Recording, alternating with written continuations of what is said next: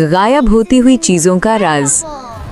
शहर के बीचों बीच एक छोटा सा इनोवेशन क्लब था, लेकिन उस क्लब की सबसे जिज्ञासु, सबसे तेज दिमाग वाली बच्ची थी त्रिशा। वो हर चीज को खोलकर, देखकर, समझकर दोबारा जोड़ने में माहिर थी। लोग मजाक में कहते, अगर क्लब में कुछ रहस्यमय हो तो उसे त्रिशा ही सुलझाएगी। लेकिन उस हफ्ते ऐसा कुछ हुआ जिसने पूरे क्लब को हिला दिया। एक सुबह बच्चे चीखते हुए अंदर घुसे, मैडम, रोबोट लैब की चाबी गायब है। और ये पहली बार नहीं था।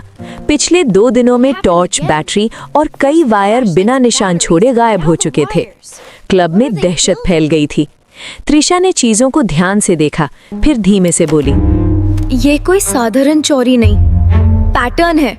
कोई चीजें चुन चुन कर ले रहा है। उसके दिमाग में सवालों का तूफान था। आखिर कोई ऐसा क्यों करेगा? उसने अकेले ही इस रहस्य को पकड़ने का फैसला किया। उस रात चांद की हल्की सफेद रोशनी में त्रिशा क्लब की छत पर चुपचाप छिप गई। नीचे पूरा क्लब अंधेरे में डूबा हुआ था।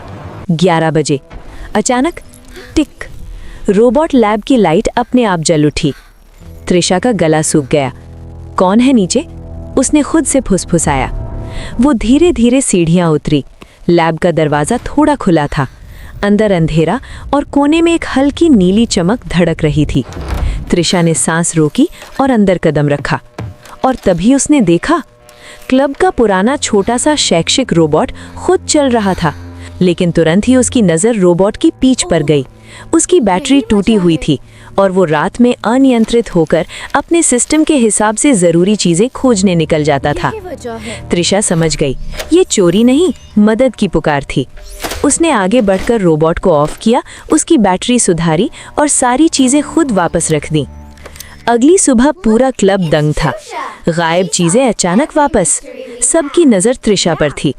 वो हल्की मुस्कान के साथ बोली, कभी कभी समस्या चोर की नहीं, किसी टूटी हुई चीज की होती है। हमेशा अंदाजा लगाने से पहले सच्चाई की जांच करो।